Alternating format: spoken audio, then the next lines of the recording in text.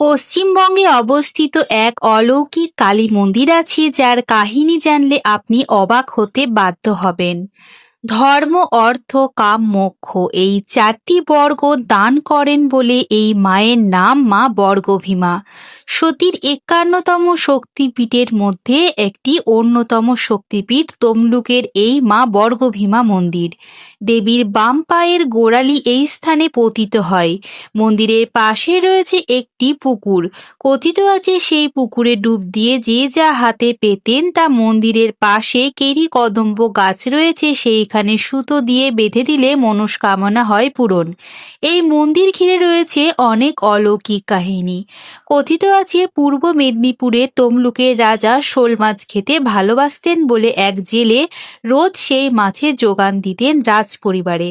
কিন্তু হঠাৎ একদিন তার সব মাছ মরে যায় আর ভয়ে জেলে কাঁদতে থাকে। তখন একটি বাচ্চা মেয়ে এসে জেলেকে বলে পাশের কুণ্ডের জল মাছের গায়ে ছিটালে মাছগুলি নাকি আবার জ্যান্ত হয়ে উঠবে, এবং হলোও ঠিক তাই। এইভাবেই জেলে রোজ রাজপরিবারে জ্যান্ত শোল মাছের যোগান দিত। রাজা একদিন জেলেকে জিজ্ঞেস করতেই জেলে সব সত্যি কথা বলে। রাজা পাশের কুণ্ডে গিয়ে দেখে সেখানে একটি পাথরের মা কালীর মূর্তি রয়েছে, আর সেই মূর্তি রাজা প্রতিষ্ঠা করেন।